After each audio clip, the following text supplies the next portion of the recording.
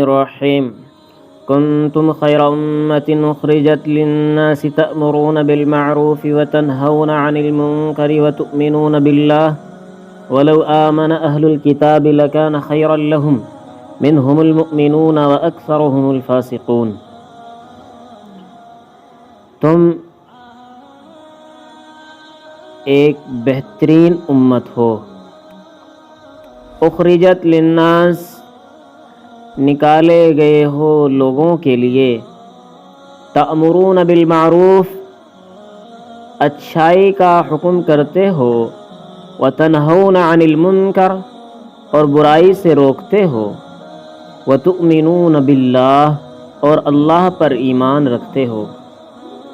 وَلَوْ آمَنَ أَهْلُ الْكِتَابِ لَكَانَ خَيْرًا لَهُمْ اور اگر اہل کتاب ایمان لے آئے تو ان کے لیے بھی بہتر ہے.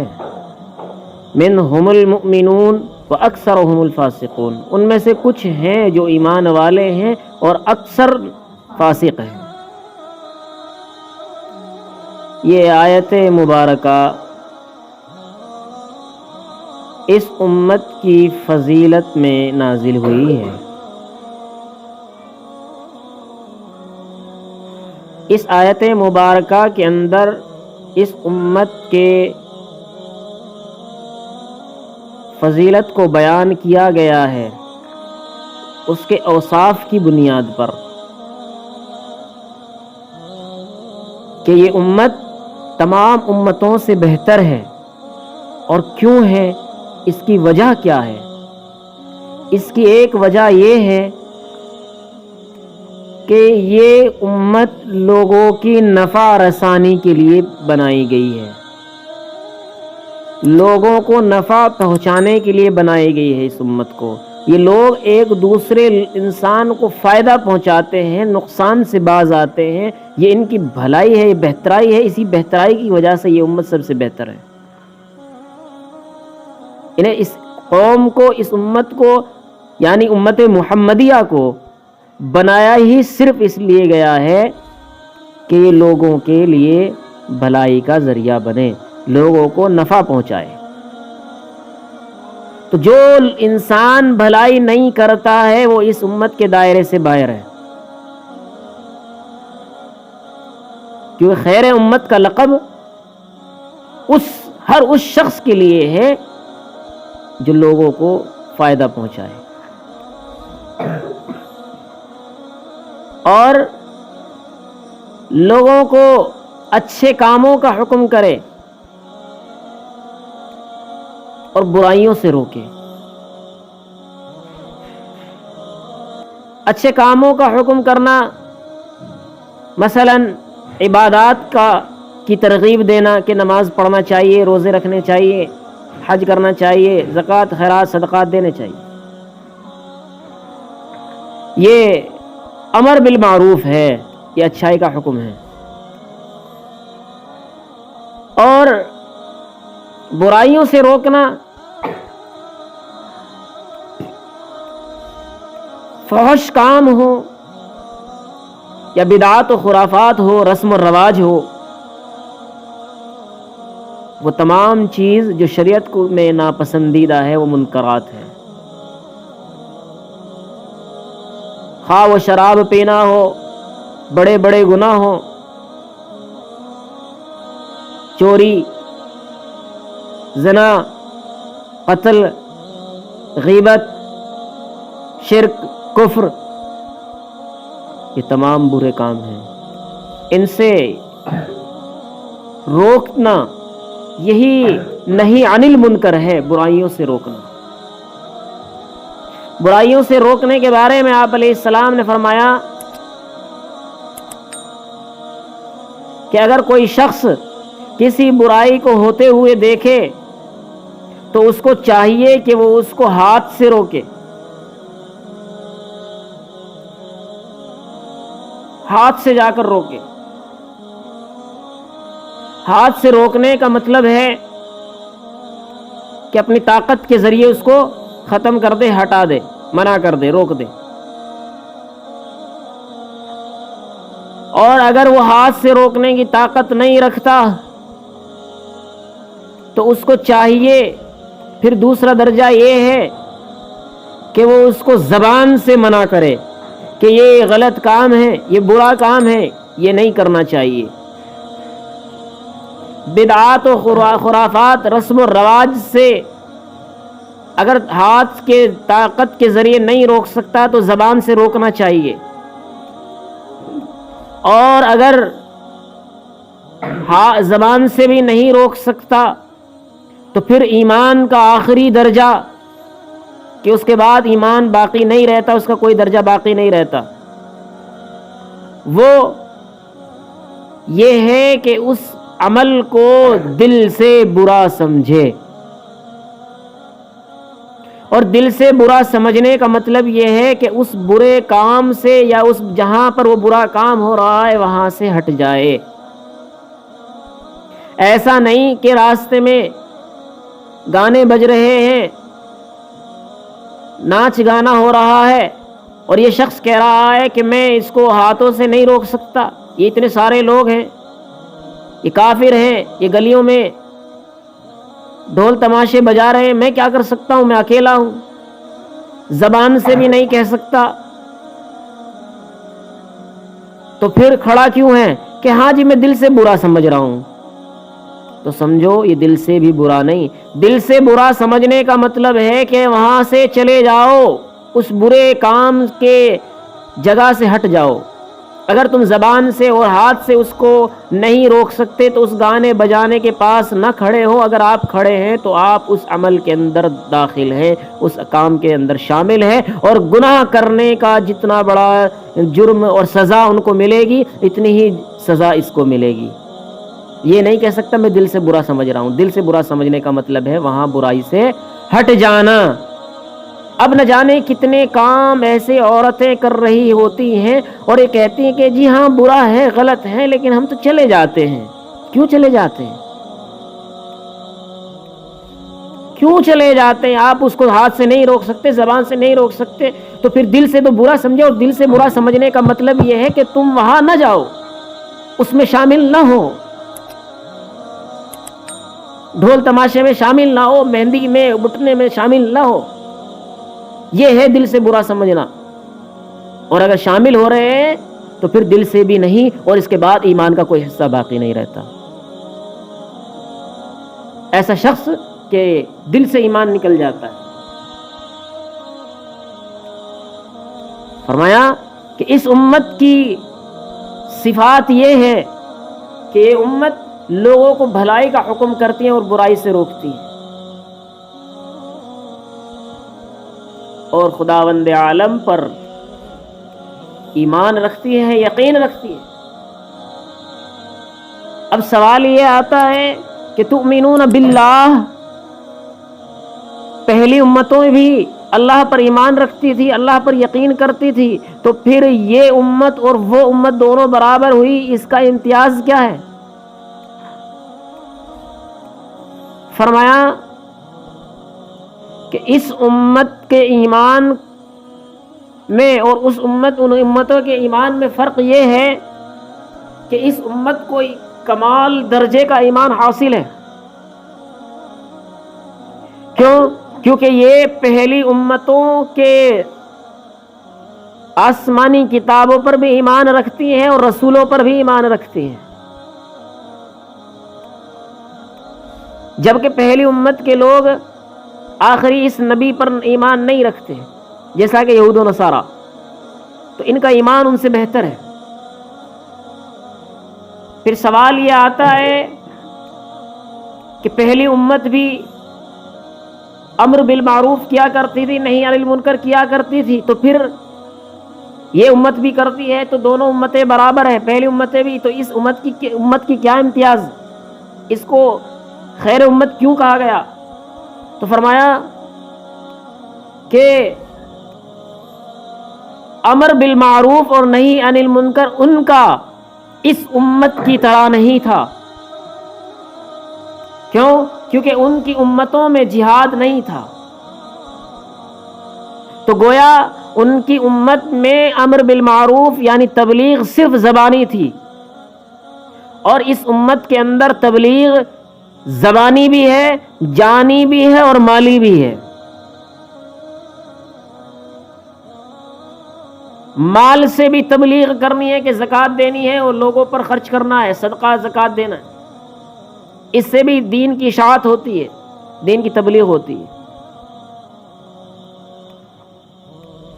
اور جہاد میں جا کر اپنی جان کا نذرانہ پیش کرنا، اس سے بھی حق بلند ہوتا ہے، دین کی سچائی، دین کا نام روشن ہوتا ہے، اس سے بھی دین کی تبلیغ ہوتی ہے۔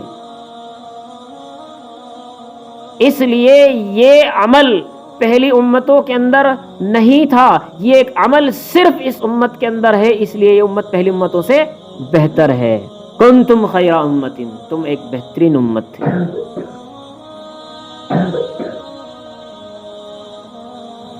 اور فرمایا یہ بہترائی امر بالمعروف نہی عن المنکر اور ایمان باللہ کی وجہ سے ہے۔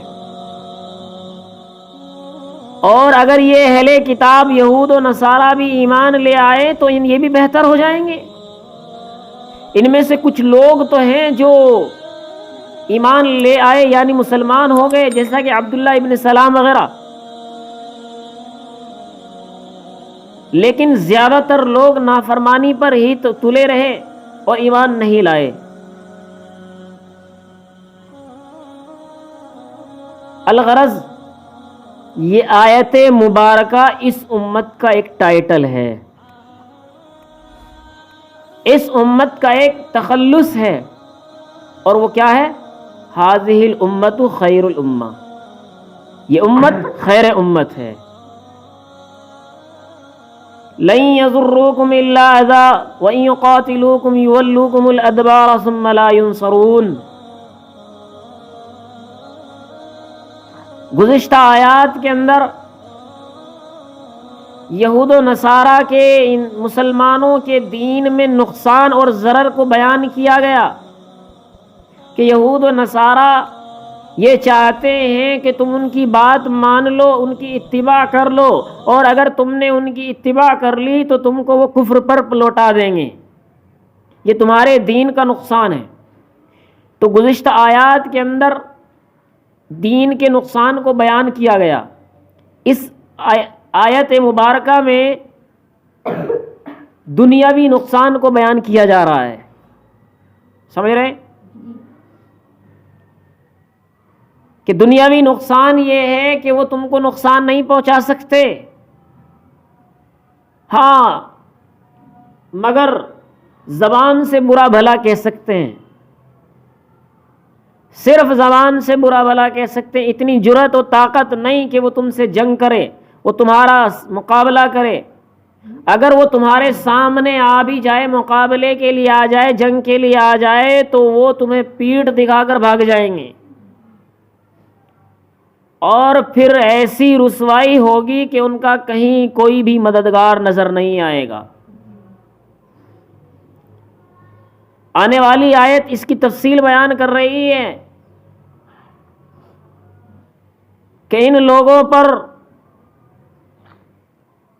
ذلت ڈال دی جاتی ہے، رسوائی ڈال دی جاتی ہے جہاں بھی یہ جاتے ہیں، گویا یہ امت، یہ لوگ ہمیشہ کے لیے ذلت اور رسوائی کا پیکر بن کر رہ گئے، انہیں کہیں بھی عزت نصیب نہیں ہو سکتی۔ لیکن اگر آپ دیکھیں تو بظاہر یہ معلوم ہوتا ہے کہ اس کا برعکس ہے، کہ یہود و نصارہ آج کے زمانے میں بڑے عزت والے، بڑے کامیاب لوگ نظر آتے ہیں، اسرائیل ان کا ملک ہے، ان کے نہ جانے کتنے ملک ہیں اور سارے ترقی یافتہ ہیں، اور آیت مبارکہ یہ کہہ رہی ہے کہ ان کو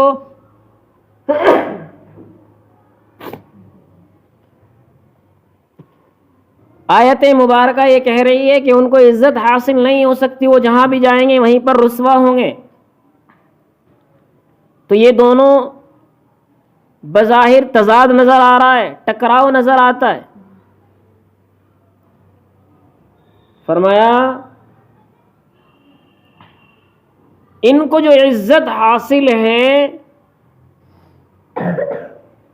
ان کو جو ترقی حاصل ہے، وہ دوسروں کے سہارے پر ہے،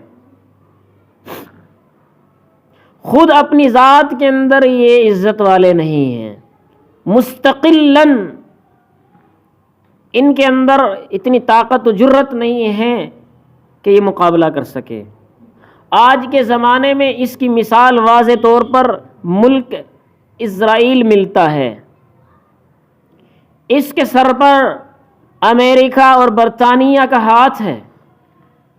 امریکہ اور برطانیہ اگر اس کے سر سے ہاتھ اٹھا لے تو یہ حملہ تو دور کی بات، اپنے آپ کو بھی بچا نہ سکیں۔ کیوں؟ یہ یہودیوں کا ملک ہے۔ یہ اگر عزت پا رہے ہیں تو دوسروں کے سہارے، تو دوسروں کے کندھے پر رکھ کر بندوق چلا رہے ہیں، خود اپنے اندر وسعت اور جرت نہیں ہے۔ تو فرمایا ضربت علیہم الذلہ اینما ثقفوا، جہاں بھی پاؤ گے وہی ان کو ذلت آمیز پاؤ گے، ان کے اوپر ذلت اور رسوائی ہوگی۔ ہاں مگر یہ ہے کہ کچھ اللہ کی طرف سے ہونے کا مطلب یہ ہے کہ بوڑھے، بچے، عورتیں، ان پر ان کو جنگ میں قتل نہیں کیا جائے گا، تو یہ ذلت سے اور عذاب سے اس طرح بچ جائیں گے۔ اور اگر قید کر لیے جائیں وحبل من الناس، اور لوگوں کی طرف سے ہونے کا مطلب یہ ہے کہ اگر یہ ملک دارالاسلام میں رہنا چاہیں گے تو جزیہ وغیرہ دے کر رہیں گے، ٹیکس دے کر رہیں گے، بغیر جزیہ کے ان کو ملک کے اندر رہنے کی اجازت نہیں، تو یہ بھی ان کے اوپر ایک طرح کی ذلت ہے۔ اور یہ ذلت اور یہ اللہ کا غصہ صرف اس لیے ہے کہ یہ اللہ کی آیتوں کا انکار کرتے تھے، اور اتنے بڑے ظالم تھے کہ نبیوں کا انہوں نے ناحق قتل کیا ہے۔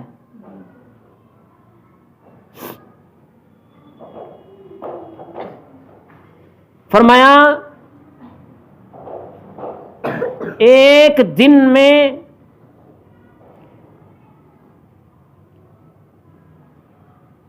80 انبیاء اکرام کا قتل کیا ان لوگوں نے، اور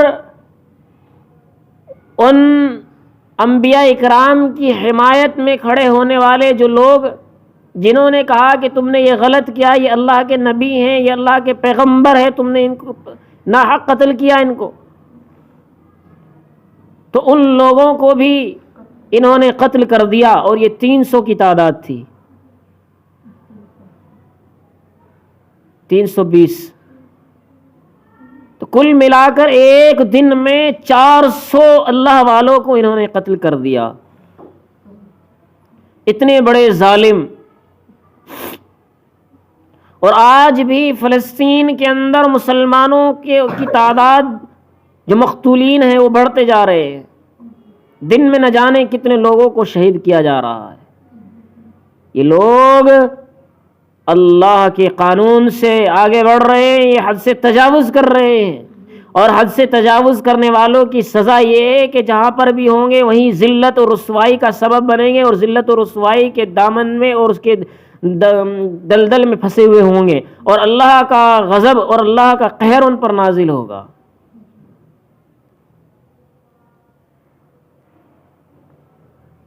فرمایا کہ اہل کتاب اور ایسی امت جو اللہ کے کلام کو دن رات پڑھتی ہوں، اللہ کے سامنے سجدے کرتے ہوں، اللہ پر ایمان رکھتے ہوں، آخرت کے دن پر ایمان رکھتے ہوں، لوگوں کو بھلائی کا حکم کرتے ہوں، برائیوں سے روکتے ہو، اچھائی کے کاموں میں بڑھ چڑھ کر حصہ لینے والے ہوں، یہ لوگ اور اہل کتاب برابر نہیں ہو سکتے۔ بھلائی کا کام کرنے والے یہ تو نیک لوگ ہیں، اور جو بھلائی کا کام نہیں کرتے تو اللہ تعالیٰ ان کو بھی جانتا ہے۔ اللہ تعالیٰ تقوی اختیار کرنے والوں کو، گناہوں سے بچنے والوں کو بھی جانتا ہے، اور نافرمان لوگوں کو بھی جانتا ہے۔ تو ان آیات کے اندر اسی بات کا تذکرہ ہے۔ دیکھیے ترجمہ، کہاں سے؟ کنتم خیر امۃ اخرجت للناس تأمرون بالمعروف وتنہون عن المنکر وتؤمنون باللہ، تم ایک ایسی خیر امت ہو، یعنی تم ایک بہترین امت تھی جو لوگوں کے لیے نکالی گئی، لوگ اچھائی کا حکم کرتے ہو، برائی سے روکتے ہو، اللہ پر ایمان لاتے ہو۔ ولو آمن اہل الکتاب لکان خیرا لہم، اور اگر اہل کتاب ایمان لے آئے تو ان کے لیے بھی بہتر ہے۔ منہم المؤمنون واکثرهم الفاسقون، ان میں سے کچھ لوگ ایمان والے ہیں لیکن اکثر نافرمان ہیں۔ لن یضروکم الا اذی، ہرگز وہ تم کو نقصان نہیں دیں گے مگر تھوڑا ذرا سی تکلیف۔ وَإِن يُقَاتِلُوكُمْ يُوَلُّوكُمُ الْأَدْبَارَ ثُمَّ لَا يُنصَرُونَ، اور اگر وہ تم سے جنگ کرے تو تم کو پیٹھ دکھا کر بھاگیں گے، پھر ان کا کوئی مددگار نہیں ہوگا، پھر ان کی کوئی مدد نہیں کی جائے گی۔ غربت علیہم الذلۃ اینما ثقفوا، ان پر ذلت کو ڈال دیا گیا ہے جہاں پر بھی پائے جائیں گے۔ الا بحبل من اللہ، سوائے ان لوگوں کے جو اللہ کی طرف سے ہے، وحبل من الناس، اور لوگوں کی طرف سے ہے۔ وباءوا بغضب من اللہ، اور وہ اللہ کے غضب کو لے کر لوٹے۔ وضربت علیہم المسکنہ، اور ان پر مسکنت ڈال دی گئی۔ ذالک بانہم کانوا یکفرون بآیات اللہ ویقتلون الانبیاء بغیر حق، اور یہ اس وجہ سے کہ وہ اللہ کی آیتوں کا انکار کیا کرتے تھے اور نبیوں کا ناحق قتل کیا کرتے تھے۔ یہ ذالک بما عصوا وکانوا یعتدون، یہ اس وجہ سے کہ انہوں نے نافرمانی کی اور حد سے تجاوز کیا کرتے تھے۔ لیسوا سواء من اہل الکتاب امۃ قائمۃ یتلون آیات اللیل آناء اللیل وہم یسجدون، برابر نہیں ہو سکتے اہل کتاب اور ایسی امت جو رات کو اللہ کی آیتیں پڑھتی کھڑے ہو کر تلاوت کرتی ہوں، وہم یسجدون، اور وہ سجدہ کرتے ہوں۔ تو یہ لوگ اہل کتاب اور یہ امت دونوں برابر نہیں ہو سکتے، اس امت کا مقام تو اونچا ہے۔ یؤمنون باللہ والیوم الآخر، یہ اللہ پر ایمان لاتے ہیں، آخرت پر ایمان رکھتے ہیں۔ ویأمرون بالمعروف، اچھائی بھلائی کا حکم کرتے ہیں۔ وینہون عن المنکر، اور برائی سے روکتے ہیں۔ ویسارعون فی الخیرات، اور نیک کاموں میں تیز آگے بڑھتے ہیں۔ اولئک من الصالحین، یہی لوگ نیک لوگوں میں سے ہیں۔ وما یفعلوا من خیر فلن یکفروہ، اور جو بھلائی کرے گا، جو بھی بھلائی کرے گا یعنی جو بھی نیک کام کرے گا تو اس کی ناقدری نہیں کی جائے گی۔ واللہ علیم بالمتقین، اور اللہ تعالیٰ متقیوں کو جاننے والا ہے۔